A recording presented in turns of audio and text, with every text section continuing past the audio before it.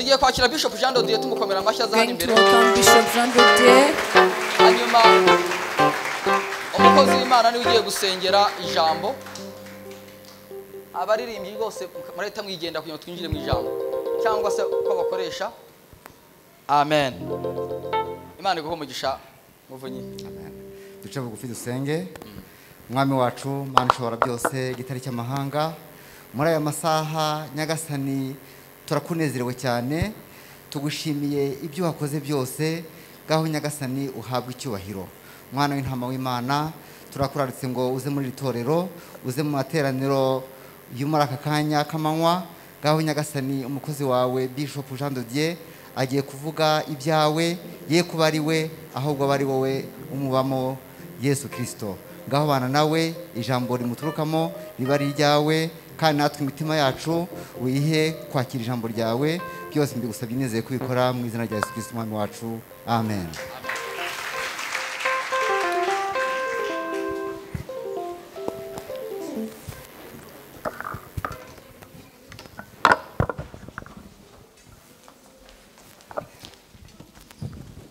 Reka dusome ijambo ry'Imana. Let us read the word of God mu gitabo cyo kuva in the book of Exodus, 4:2. chapter 4 verse 2. Turarangiriza mu migani. We shall end in Proverbs 6:7. chapter 6 verse 6 and 7. Ngewe ndasoma mu kuva, undi aze konsomera mu migani 6:6-7-8. I read in Exodus and another one is going to read in Hanyuma nze kubabwira Proverbs ijambo 6. turi buze kuganira uyu munsi. So I'll tell you the word that we're going to share today. Dusome mu kuva. Let us read Exodus. Uwiteka aramubaza ati, ico ufite mu ntoki niki? Aramusubiza ati, ni inkoni. Amen. Nihagira unsomera mu migani nimba hari uwahabonye. Proverbs mu migani 6:6. 6. Ndahabonye. Haravuga ngo wa munyabute we sanga ikimonyo witegereza uko kigenza kandi ugire ubwenge. Ntikigira umutware cyangwa igisonga cyangwa sebuja, ariko gihunika ibiryo byaco muci, kandi mwisarura kikishakira ibigitunga. Tuvuge ngo amen. Let us say amen. Tuvuge ngo amen. Let us say amen. Nerutse ndakunda gusoma ahantu henshi. Reka ndangirize mu migani nanone. Let us read in Proverbs once again. Numvise imigani indyoheye. Reading this book sounds sweet. 23. Proverbs 23. 19. 9-10. 23. Chapter 23 verse 9-10. 23 umurongo wa 19. Chapter 23 verse 19. Proverbs. Haravuga ngo tega amatwi mwana wanjye ugire ubwenge, kandi uyobore umutima wawe mu nzira nziza. Amen. Amen. Mwaramutse mwese. Shalom. Shalom. Hari umudamu uvuye gushima aravuze ngo baramubwiye ngo baramukunda biramunezeza.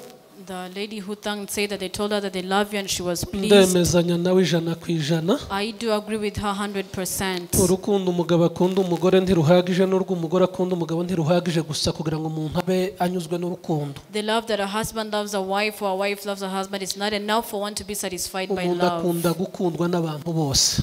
A person likes to be loved by everyone. Ngewe mbasabe uno sandi ku gatuti dukundana. Just this time I'm on the pulpit, let us love each other. Ntabwo ushobora kumva ijambo ry'Imana muri wewe utasetenza umuvuga butumwa ngo mukunde. You cannot love the word of God when you did not say the evangelism and then love him. Niyo yabasiza amavuta n'ayakera n'abanyirakuru yose bakayamusiga ntibyakunda. However much they can be anointed, it is impossible for you to dukundane twumva ijambo ry'Imana. Let us love one another so we can listen to the word. Imana ihe umushumba umugisha hamwe nawe bafatikanije kutugirira icizere. God bless pastor and all the team. Tuza hano twatumiwe. We come here when we are invited.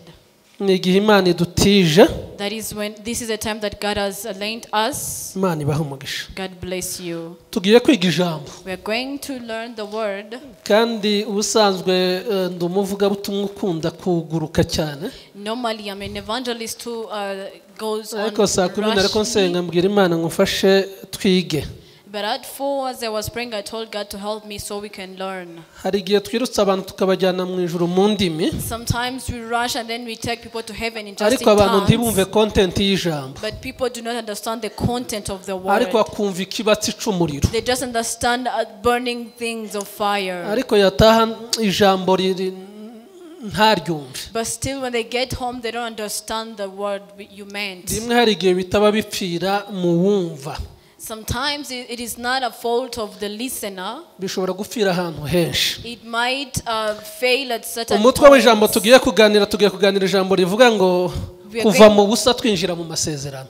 We're going to share a theme which is moving from nothing to promises. Kuva mu busa twinjira mu masezerano. Moving from nothing to promises. Let us applause our God. Amen. Amen. Dusomye amagambo y'Imana. We read God's word. Mose umukobwa wa Farawo. Moses. Ni umukobwa. Ni umuhungu umukobwa wa Farawo. Moses is a son of Pharaoh's daughter. Ariko siko kuri yari afite nyina. But that is not the truth because he had a mother. Ariko bukeye kubw'impamvu. But for a reason, the next day, Isezerano ryose n'ico Imana izagikoresha kibanzirizwa n'impamvu. every promise and what God is going to use certain thing, it comes with a purpose. Kandi ingano y'impamvu y'isezerano ry'Imana ingano na resulta y'Imana. And the level of God's reason is equal to God's results. Mose nyina agiye kumuhungisha. When Moses' mother was going to flee Akajya him, kumunaga mu mazi kugira ngo bamwice bamukoresheje inkota azicwe n'amazi. for him to be thrown into water so that sword cannot kill him, rather Umugambi water to w'Imana kill him. waherekeje nyina wa Mose mu kintu cyitwa igitekerezo cyo kwanga kubona umwana wiwe yishwe. God's plan went with Moses' mother with an idea of not seeing his own child being slaughtered. Umugambi w'Imana wari kuri Mose umanukana na nyina n'umwana ariko umanura n'umukobwa wa Farawo. God's plan against Moses came down with Moses' mother as well as the Pharaoh's daughter. Umukobwa wa Farawo umwami agiye kwenjoyinga amazi ageze yahurirana n'ikibazo ca Mose nyina yamwohereje iyo. When Pharaoh's daughter had gone to feel the sweetness of water, she met a problem of Moses being thrown into the water by his own mother. Kandi Mose ikibazo yari afite cyari ikibazo gikomeye kwari kugira ngo akire azabeho atishwe. And the problem that Moses had, it was great. It was for him to live alive or safely when he wasn't slaughtered or killed. Ariko umugambi w'Imana woriyanta umukobwa wa Farawo kuja koga kugira ngo ari we uzafata Mose. But God's plan oriented Pharaoh's daughter to go to swim so she could be the one to take Moses. Umukobwa wa Mose amubona n'uwo mu bwoko bwa Duyi. When Pharaoh's daughter saw Moses, he saw him from the side of the enemies. Ariko ngamubona n'ubwiza mu buryo yasabye se nkagomba gufata uwo mwana bakamwadopta. But when she saw that son, he saw him with great honor or handsome that he asked his dad to be with him so he can adopt Moses. Imana yari kwitwita amasezerano hagati ya Mose na Isiraheli. That God was building promises between Moses and the Israelites. Ikiganiro turibuze kuganira turaza kuganira imikoranire y'Imana n'amasezerano n'uwo yayahaye. We shall talk about God's working, the relationship between God's working as well as the one who has received promises from God. Hello. Hello. Nabimeze neza. Hello.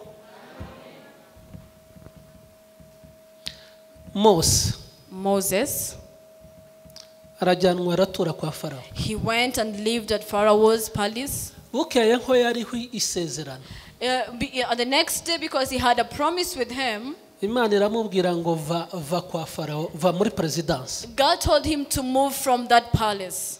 Iyo ufite isezerano ry'Imana, when you have God's covenant, biragusaba kugira ibyo urekura kugira ngo wakire iby'Imana ishaka. It requires you to let some things go such that you can receive God's will. gutakaza icyo ufite akenshi biba mu ruhare rwawe cyangwa mu ruhare rw'Imana. Mostly losing what you have, it is from your own side or God's side or God's Ushobora will. kugira ikintu cyiza kitari mu isezerano ry'Imana, Imana ikakakwamburika kunyuza mu butayu kugira ngo iguhe ikijyanye n'isezerano ryayo. You might have something good that is not in God's covenant, and then God takes that thing from you such that you can fall into his own covenant. Mose agira ishaka mu mutima. Moses had the zeal within his heart. Iryo shaka rituma afata umwana w'umunyegiputa aramwica. He took an Egyptian and then killed him because of that zeal. Ijambo nshaka kubabwira, kuva mu busa tuja mu masezerano hari uruhare rwa nyiri bwite.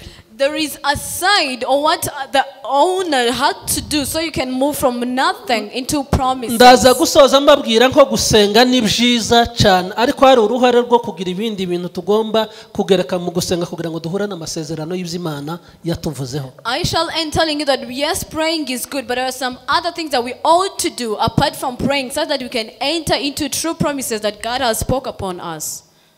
Atukuzwe. Praise God. Atukuzwe. Praise God. Atukuzwe.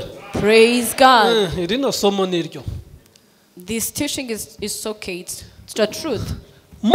Moses, ndamukunda. I love him. Yafashe urugendo amaze kwica umunyegiputa. He took the journey after killing an Egyptian. Ikintu cya mbere yarekuye ibintu, yarekuye favor. Something that he left his favor. Hari igihe tuza turizwa n'iby'Imana n'ibyo Satani atwambuye. Sometimes we cry with something that the devil has taken us away from us. Cyangwa tukambura n'intizo duhawe. Or even something that we are lent, they go away from us. Kugira ngo Imana igutegure ikugeze kuco yagambiriye kuri wewe. Such that God can prepare you until you go to his own plan he has planned Ico gihe upon your umuntu avuze life. induru nishi cyane. But that time you scream that loud. Ikikunezeza gishobora kuba gitandukanye n'ikinezeza Imana. Something that pleases you might be different from something that pleases God. Ushobora kugira byinshi ntubinezererwemo, Imana ikakunyuza mu makorose kugira ngo izaguhe ikizanyura umutima wawe. You might have so many possessions that you do not feel pleased with it, and then God makes you go through corners so he can give you something that is going to please your heart. Asifiwe. Praise God.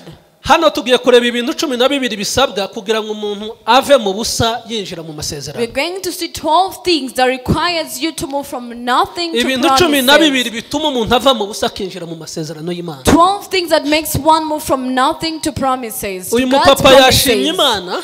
This our father was thanking Numvaga God. biri muri content y'ijambo naraye And nteguye. I felt that it is in the context of the word I Imyaka prepared the bamaze whole mu night. bushomeri basenga. The years they spent being unemployed while Gusenga praying. ndivyari bihagije yicaraga yaplaying. Praying was not enough. He sat as he was applying. He kept on applying for a job. Ntabwo ushobora gusenga ngo Imana imanure manu nta kintu wakoze. You cannot pray for God to bring a blessing, yet you're doing nothing. Mu butayu Imana yamanuriye Mose zamana igaburira Israeli. In the wilderness, God brought food to the Israelites. Ariko Mose yari afite vision Imana yari ishigikiye. But Moses had a vision that God is supporting. A lot of applause. Atukuzwe. Praise God. Atukuzwe. Praise God. Mete la forme. Ndabyumvise kabisa. I can Imana understand. ntiyatanze ibintu gusa.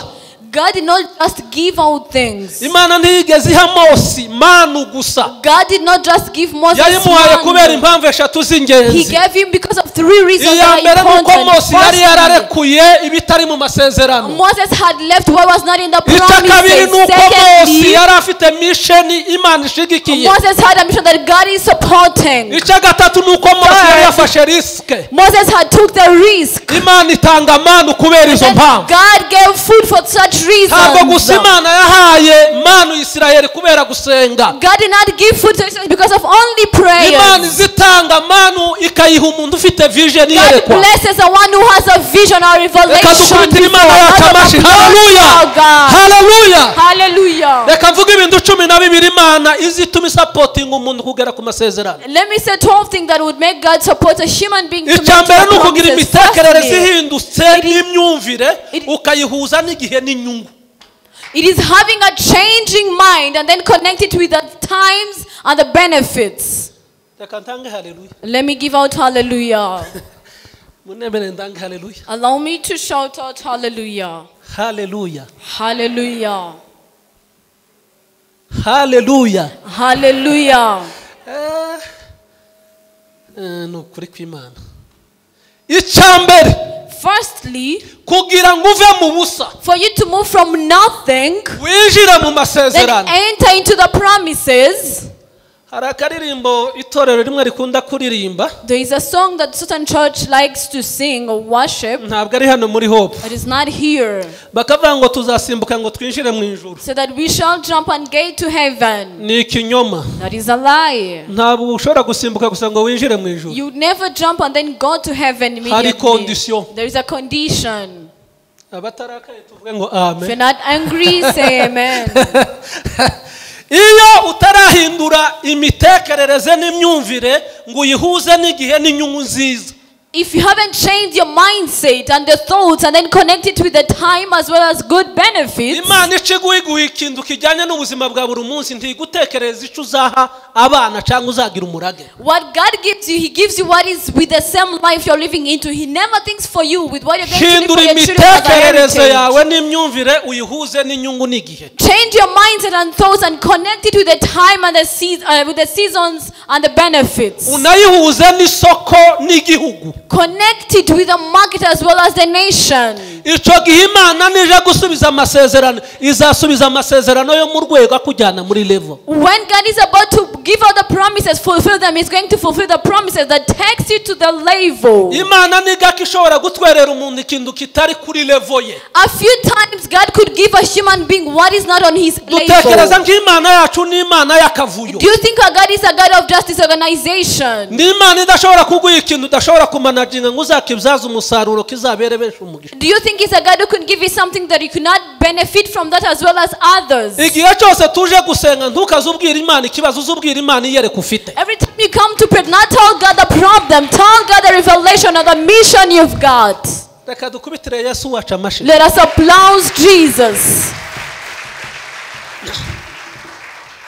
Mukiza ndakwihaye, ni wowe wantaruye, uko nzaba ndi kose, Yesu nzagusingiza, uko nzaba ndi kose, Yesu nzagusingiza.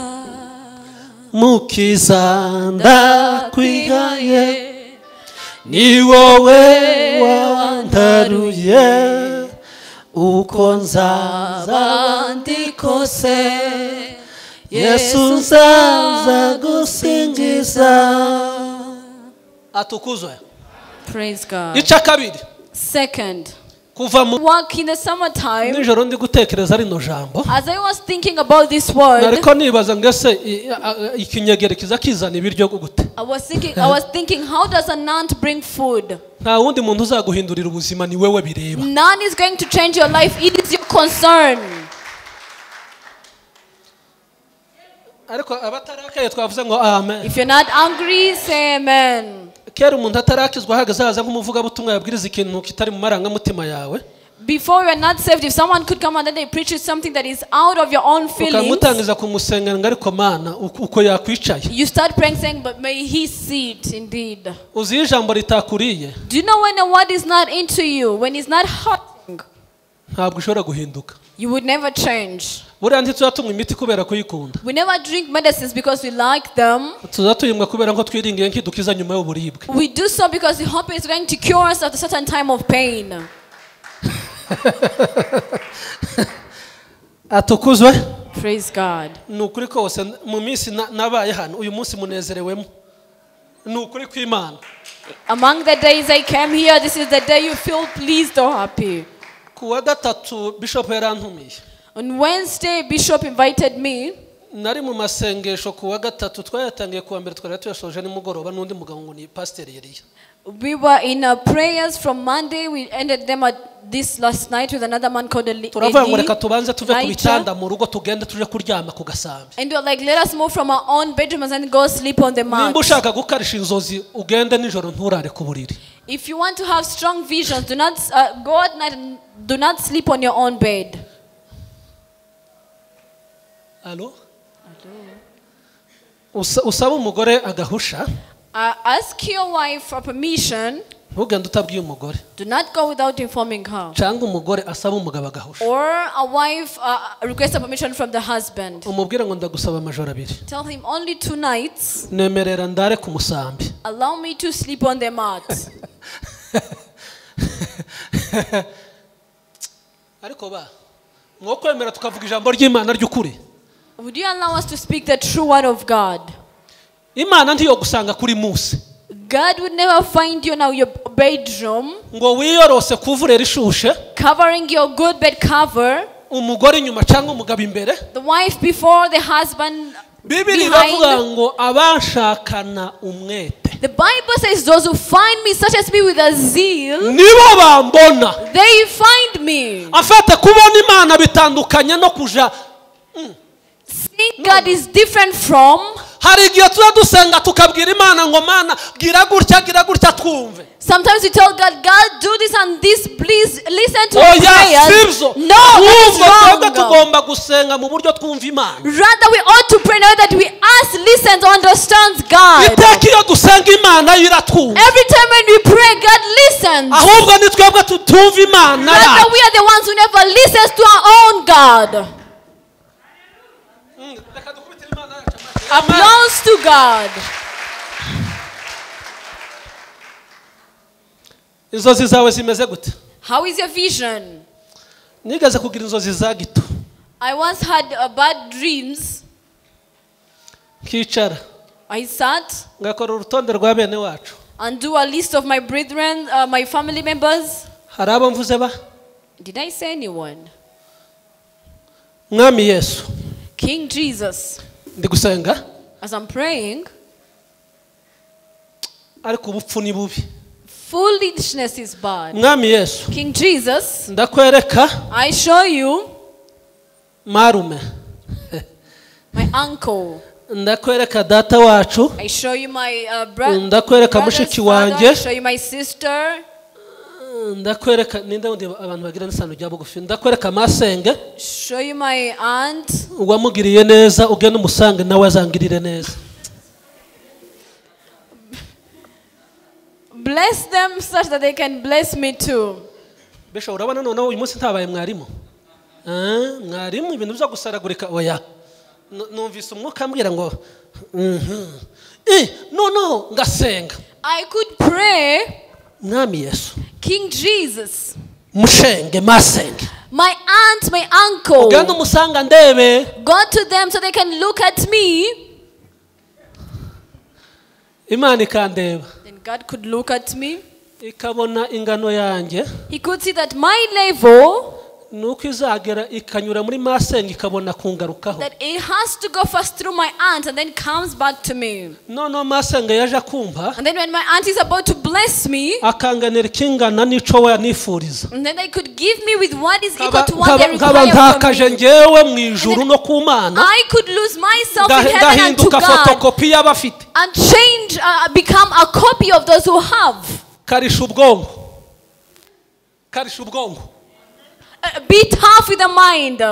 Birahari. It is there. Ntibabimaze. They have never finished all of them. Birahari. It is there. Birahari. It is there. Nta muntu wabiriye. None took them. Biri muturanya gira si ibyawe. The one that the neighbor has, it is not your own.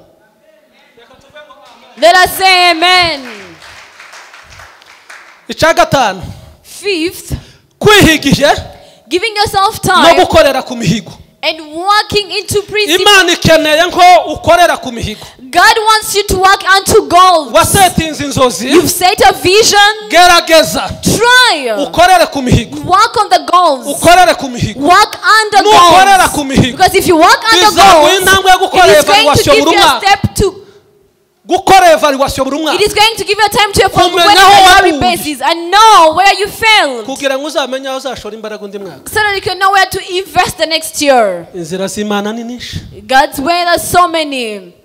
Imigambi yawe si nk'iy'abantu, imbaraga zawe si nk'izabo, ibidashobokera abana b'abantu imbere yawe birashoboka iyo utamba hafi murengezi mba naramanutse mbikuzimu nemeye kuza kundwanirira kunesha nukwawe Imana ikongereye umunsi umwe wo kubaho. If God asks you one day to live, ibikubwiye ngo ifashe kwikura mu bukene ngufashe. He's telling you help yourself to move from poverty so that I can support you. Ndambiwe guhabwa. I'm tired of always receiving. Ugenda ubwira Imana nijoro ngo amaboko ahabwa. Tell God that the hands that receive, that are given. Ariko ba tugira umutima mwiza tuvuge ngo haleluya. Then I say hallelujah. Ndi kumva no kwiruka muri ibi bihe mwuka w'Imana ari kuri nje. God's spirit is upon me. Ndi kumva no kwiruka. I feel like I could run. Uzi yuko iyo wasenza neza ugacomeka. Sometimes when you pray that well diligently, ugakura Imana mu marangamutima. Then you take God out of emotions. Imana izikubwira ngo nkwambuye agasuzuguro k'abanyamahanga n'abasa nabo. God tells that I'm taking out all the despisement of the Gentiles and those that look like them. Uzi yuko iyo umuntu aguhaye kabire aza kwambura ubushobozi bw'uriwe. Sometimes when a person gives you second time, they take away all the authority of who you are. Abishimye dukubitira Imana amashi. Those who are happy, a lot of applause to God.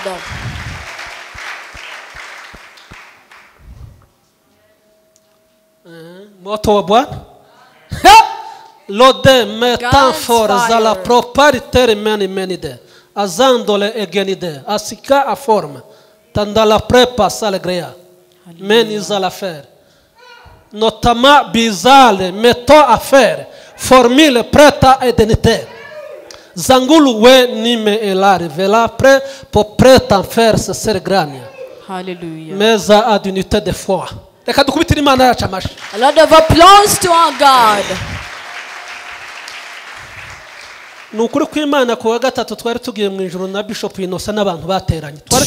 Truly on Wednesday we were almost going to heaven with Bishop Innocent and those who gathered. I knew something that hindered us to go. We love you, we could not leave you.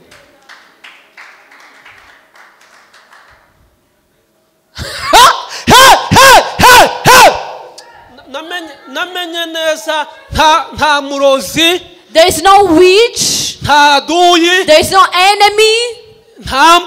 There is no dog. There is no man. There is no wealthy person who would hinder God's working to a person with a great vision. Hari igihe cyacu tuza tugitakaza twikundwakaza ku bantu bakadutinza kwinjira mu masezerano. Sometimes we waste our time feeling loved to people, they delay us to go into our promises. Kwikundwakaza ku muntu ugaspending igihe cyawe. You waste your time trying to feel loved by a human being. Yarara atakuvugishije abandi bagira agatima gato ukagera ngo ijuru ryakinze. When they spend the whole day without talking to you, those with a small heart, you feel that the heaven has closed. Wamwandikira SMS atayisuza ukagira ngo none Kigali ntikiri Kigali ukirwuriwe. Understand who you are. Hallelujah, hallelujah. Dufite Imana idahemuka. We have a God who never puts to shame or disappoints. Dufite Imana idahemuka. We have a God who never disappoints. Halefela fete lama.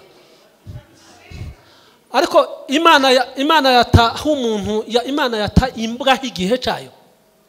Would God waste his time over a dog? Utaramira Imana. You worship God. Ukorera Imana. You serve God. Imana yaguhaye amasezerano. God has given you promises. Imana yagutaye ico gihe nta kiri kwitegura kugukoresha. Would God waste his time without planning something to use you? Setting abiriya tumaze kuvuga bitanu. Said the 5 things you have just said. Imana irashiraho inzira. God is going to put away over you. Tuvuge ngo hallelujah. Let us say hallelujah. Tuje ku cya gatandatu. The 6th. Icya gatandatu. The 6th. Nugu saving. It is saving. Kuzigama. Saving. Cyangwa kuzaza make menshi. or investing so you can earn more. Imana niguha amahirwe. If God gives you an opportunity, amahirwe atandukanye n'umugisha. An opportunity is different from a blessing. Amahirwe n'ay'umunsi. An opportunity is for a day. It is for a year. Saving abika make. Saving, just keep a little amount. Ya make. Eat a little. Usaving and save. Ayo yabyaza yandi. So you can use and invest and then have more and more. Ku yindi level. You shall go to another level. Buriya abakira nta yandi mahirwe baturushije. They have no opportunity. The rich people, no any other opportunity. Sawa.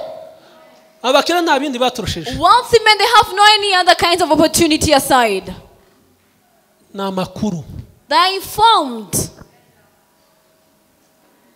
Amen. Amen. Gerageza amahirwe ubonye none uyateganyirize ejo. Try and use the opportunity you have today and just invest it for tomorrow. Plan it for tomorrow. Kanura. Be awake. Kanura. Be keen. Reka kumva gusa nk'Imana ariyo yonyine izabikora. Do not feel that God is only going to do that Him alone. Imana irahari kugira ngo igufashe. God is there for Him to support you. Wa mupapa we. Ino myaka wamaze mu bushomeri. The years you spend being unemployed. Nimba hari abahanuzi nemera muri Kigali. If the prophets I agree with in Kigali. No muri East Africa. And in East Africa as well. Ni Bishop Inosa. That is Bishop Inosa. Uzi yuko iyo turi kumwe ndashobora gutinyuka guhanura. Sometimes when I am with him I could never prophesy. And even the levels are higher. The levels are not the same in the house of God. That is why some of you want to be this and this. No. Learn to be humble in the anointing. God tells me when I'm with him, and I speak on tongues when I'm about to prophesy,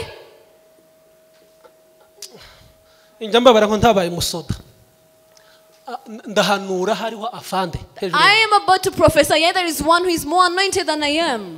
When you want to move from certain level to the other,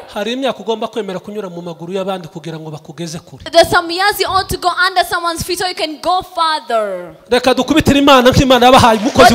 that he gave you a true servant of God. I've never came here and never find people giving out the testimonies of what God did. Do not think it's all believers who have such blessing. Some have hurting pastors. Did I say anyone?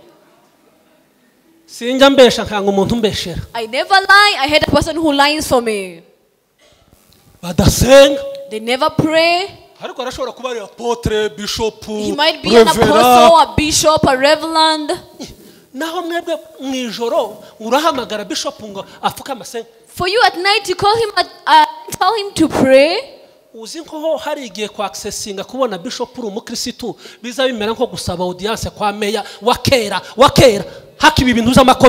you know for certain people to get access to them, yet you're a believer church member, it's like asking a permission to ancient mayors where there are such times of dictatorships. Oh yeah. Let us say amen without being angry. If you know that you're here at top for a reason, you shall get the reason that brought you here all the years you're gonna spend here. Shimwe wewe Gorigota, shimwe musaraba mwiza. Icakarindwi. 7th.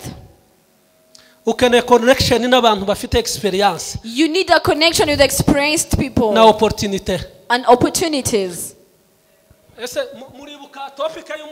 Do you remember today's topic? Moving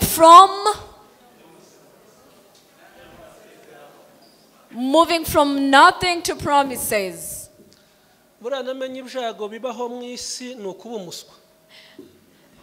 The worst thing in the world, it is not being wise. Do you know what they like, that so and so is beautiful? It is not a lie, but it's not the truth. that much. biterwa n'uwakubonye. It depends on who is looking at you. Mbaho urugero rworoshe Can I give you a simple example for us to move from there? Wari muremure cyane bita Bideri muri Kongo. There is a tall man who was tall in Congo. Metero 2 na santimetero hejuru. He was 2 meters and other centimeters. Ari muri Sweden mu kanya araba ariko anumva. He's in Sweden. He's going to listen to me in a short while. Hope Imana yarabaguye gukurikira Hope ubu ngubu ku isi. Following Hope worldwide. Umuntu ashobora kuba ari muri Mezo Branch agakurikira Hope. You might be being in White House. Ariko twavuze ngo amen. Let us say amen. No, umwe mu moko twabanaga. One of the tribe lived together. Abwira isaba Bideri aramubwira atari ko bagize ibyago bikomeye. He told his father that you're in great danger. You got troubles. Atuzi uyu muhungu wawe arimo abahungu batatu beza b'abafurero.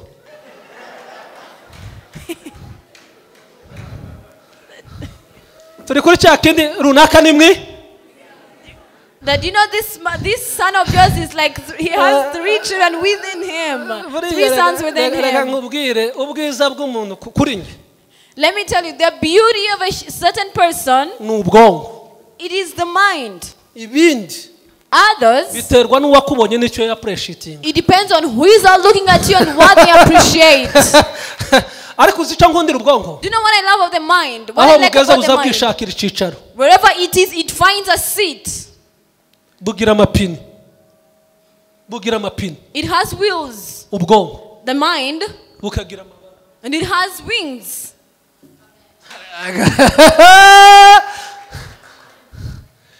Impinduka zose zidashingiye ku bwonko. Every change that is not based on the mind, na mahirwe utazatindana. It is an opportunity that you're not going to take time with.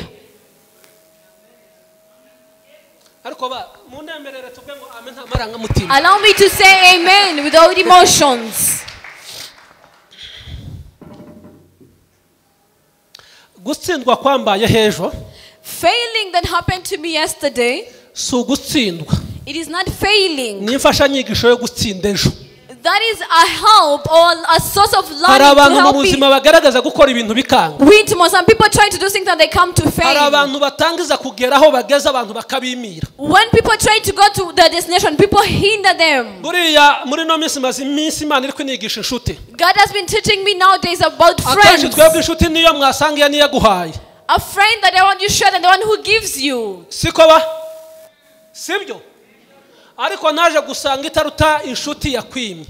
I came to find that a friend who gives you is not more than a friend who does not give you. Allow me to explain this. Most people have scars of friends. Go and heal that. It is a problem. It's a mind problem. Let us say amen.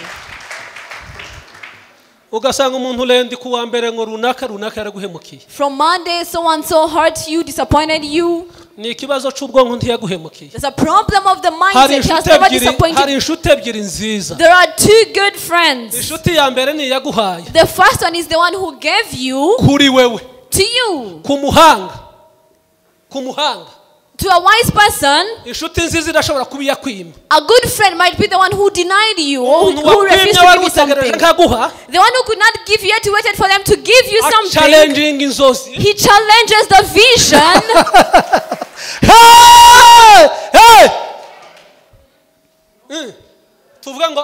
Let us say amen. Do you know sometimes people get used to taking you out and then you end up being their own food? The more you go out with them, your vision changes to just saying thank you, only thank you, being appreciative to them. You're always waiting for a phone to ring so you can go out with them. They take you to what you never thought and then you find yourself in something that you've never dreamt of. You are with a wise person who wants to manipulate you so you can waste your time for your dreams or visions to go off. But if you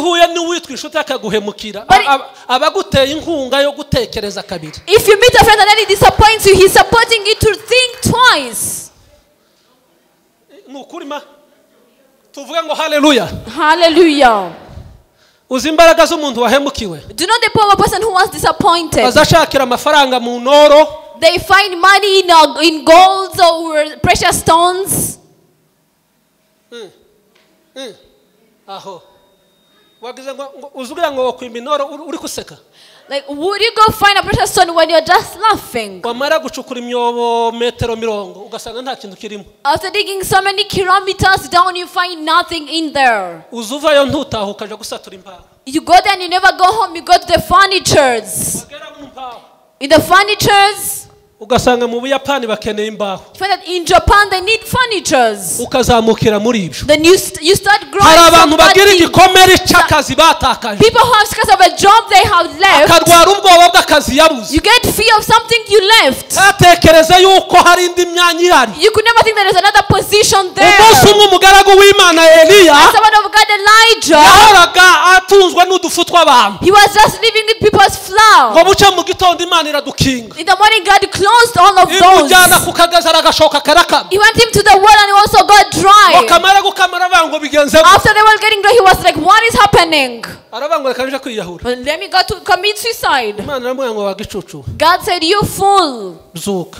arise, Urye. eat. Urugendo The journey rurakomeje. is ongoing.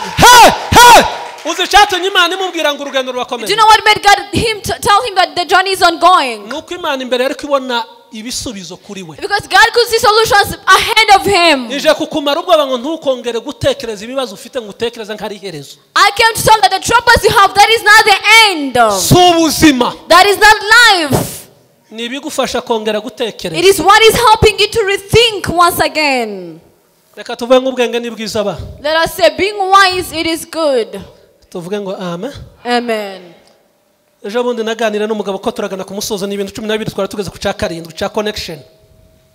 Naganira n'umugabo arambwira ngo umugabo mbwa. I talked to a man and he said a foolish man. Ngo yanduranya n'umugore we ngo yataka amubwira ngo namugaburire. They quarrel with the wife and then when they get home they be like, can you feed me? Naratangaye hano hanze hari abagabo bakanuye. There are some men who are very keen. None ngambwire numva aranchallenge umbwiye gute. When he said I felt like he was challenging and I said, what did you say? Uzi nk'ari igihe umugisha wo kuganira n'umuntu. Sometimes you get a blessing to talk to a person. Akamakoropa isura yawe umubona. Then they challenge your whole face. Akinjira akagukoropa. They enter and they mob into you. Agasiga ko bivyemo imbuto. Then they put in a seed within you. Ndamubwira ngo umbwiye gute. I was like, what did you say? Arambwira ngo umugabo gito. He said a foolish man or a man who is not worth. Nazayanduranya n'umugore we. He quarrels with the wife. Ngo yamara gutaha. And when they get home, yaza ntamubwira ngo mwiriwe mada. they will never say how was hello. Cyangwa ngo mbabarira. Or please forgive me. Yamara kamwe ngo ndashonje. Just be like I'm hungry. Wanduranije n'umuntu. You are quarreled with person. Naho yafite 25. You lived together when you were 25 years. Wiriwe ku musozi. You spend your whole day out. Wamurakaje. You made them angry. Urashonje. You're hungry. Akaguha ibiryo. She gives you food. Wamara ukinjira. And then you enter. Ukaryama ugasinzira. You sleep. Iruhande rwe. Beside her. Ari maso. She's awake. Mwabagabo mwe. Husbands. Imana ishimwe nta bari muno. Amen. They're not even here.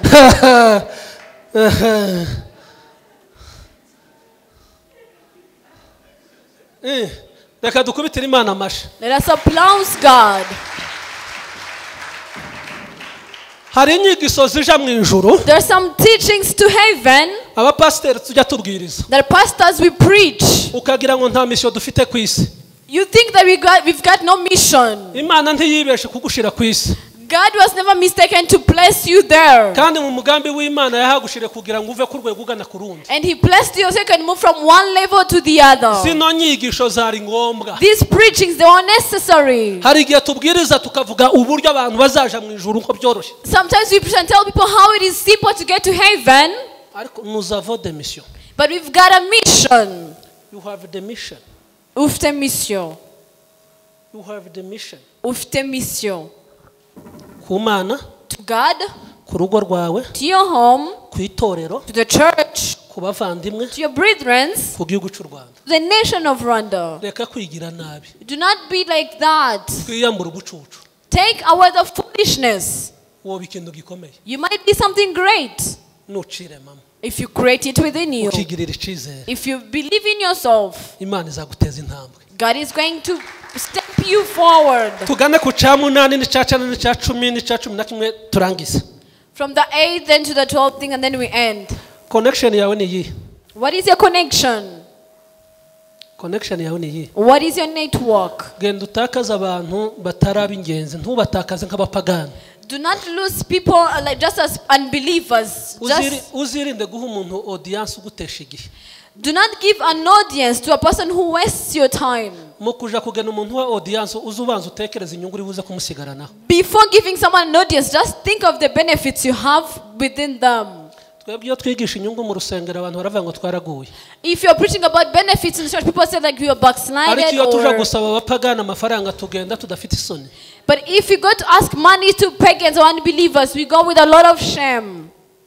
Tuvuge ngo amen. Let us say amen. Umukristo agira agasuzuguro. A Christian has despisement or disrespect. Umuntu veneza ikinyarwanda cyanjye haruko umukristo agira agasuzuguro. A Christian has a disrespect. Sa agasuzuguro ko gusuzugura abantu ku maso. It is not disrespecting people just with their own facial expression. Ni ishaka ryo guharanira kugera ku masezerano Imana yagusezeranije uhagurutse ukabitekerezaho kandi ukabikorera. It is the zeal to make to what God has planned for you. If just you stand and work for it and Nimba think waragerageje about kuja it. mu nyanya ntibikunde uzaje mu bigori. If you try to go into tomatoes, it does not work. Just go to maize. Akazi gusa ntabwo ari biro. It is not only offices being employed.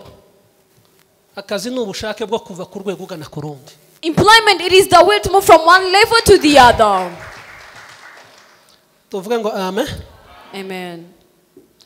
Imana nizazi gukubitiramo ukagira udufaranga. If God helps you and then you get money, nyuma yo guhahira urugo, after finding what the home to eat, ayandi ujye uyashora mu gushaka network. Invest others in finding networks. Ndasubiramo. I'll repeat. Nyuma ya twa dufaranga two gutunga urugo, after the other amount of spending at home, utundi usigaranye, the rest, zudushora gushaka inshuti. Invest it to find friends. Amen. Amen. Ica karindwi, ica munani. The 8th, ni ukubaka character na principe. it is building principles and characters ikurinda, that protects you or prevents you. kubaka character Building a character na principe ikurinda kuzo wagezeho na level kugira ngo utayivaho. And principles that hinders you to stay on the level so you cannot move from that level and then go back. Imana ishobora kuguha ubutunzi, God might give you wealth, ukanabukorera, then you work for ariko it, ugasanga nta character ugira, but after you find that you've got no nta character, principe ugira. you've got no principles. Sinzi umuntu bishop yavuze ngo agira principe ngaramukunda. I don't know, the one bishop said that she's got principles and she loves her. Nuriya mubyeyi iyo ubaho nta principe ugira, When you live without principles, uhora uri igipopi c'abandi. you just be a pulpit. People's just puppet out there. People's toy. Igipopi. People's toy. Hello? Uzasanga ari abantu fata moto. Take a bike. Sanga hano. Find me here. Mwabivuganye ryari? When did you talk about that? Wabitekereje ryari? When did you think about it? Hello? Hello? Ndakwishurira taxi voiture. I'm going to just pay for you. Ngwino usanga hano. Just come and find me here. Simvuze ngo ni bibi. I've never said it's Ariko bad. warabitekereje. Did you think about that? Iteka iyo dukora icyo tutatekereje, Mostly when you do something that we did not think about, tuhamburirwa imbaraga n'ubushobozi. we get off the power and strength. Kubaka character. Building a character. Tuvuge ngo amen. Let us say amen. Reka mbabwire ibintu bitatu biza bituma Imana yubaha umuntu. Let me tell you something that made God respect a human testing being. irebe ko mwokorana. For you to test you and see if you can work Icyambere together. izi kunyuza mu butayu. First you go into the wilderness. Yamara ikerekerayo. And then he looks aside. Yamara ikakurekera ikibuga. And then he leaves you Ikakubwira go ngo into the wilderness Ndabaha being urugero alone. I'll give you an rw'umugabo muri example Bibiliya, of a man in the Bible, David. Dawudi yari mu ntama. He was in the sheep. Samuel aza kumwimika. Samuel came to anoint him. Bamumena amavuta arigendera. He anointed him and then he went, he left Le him. même jour bamumenyaho amavuta. The same day he was anointed, Ibigaragazo biratangiza. trouble started. Idubu iraza. A deer came, Bararwana. they fought. Hari abantu bajya bibwira ngo bazagera ku masezerano y'Imana mutarwanye ni ikinyoma. Some people think you shall get to God's promises without fighting. That is a lie. Reka tuvuge ngo ni ikinyoma ba. Let us say it is a lie. tuvuge ngo amen. Amen. Nukuri ndabizi ndarakuvuga uburyo Imana izitanga amano nukuri kabisa. I know I would have said how God gives food, but that is not what God told me. Ngo buca haza intare. In the morning, in the next day, a lion came. Ngave muri ivyo ageze muri presidence. After that, when he went to the kingdom, the journey started even to Saul. Anyura mu buvumo. He went in the caves. Kugira ngo twinjire mu masezerano y'Imana. For us to go into God's promises. Nishuro nishi bamushije amacumu. So many times the sons were upon towards him. Ugahwera ukicara mu nzu ukishukaje mu myobo. Sometimes a sword comes to us and then you feel it is over. Go to the home. Come out of the camp. The journey is ongoing. The goods are before. Tuvuge ngo amen. Amen. Tujya ku cyenda. The 9th. Nukuba inyangamugayo. It is being honest. Kimwe mu kintu umuntu ashora. Something that one invests. Nukuba inyangamugayo. It is being honest. Icacumi na rimwe. Icacumi. The 10th. Ya nugukunda famiye yawe n'igihugu cyawe. Loving your family and loving your nation, country. Icacumi na rimwe nukumenya amakuru information. 11th, it is being informed. Icacumi na kabiri nukwihangana. It is being patient. Never give up. Ntukarambirwe. Data turagushimiye. Lord God, we thank you. Nubu buryo wari udutumye. This is what you sent us to do. Ubikora uko ubishaka. Do it as you will. Turagutegereje. We're waiting for you. Ni mu izina rya Yesu. In the name of Jesus. Amen.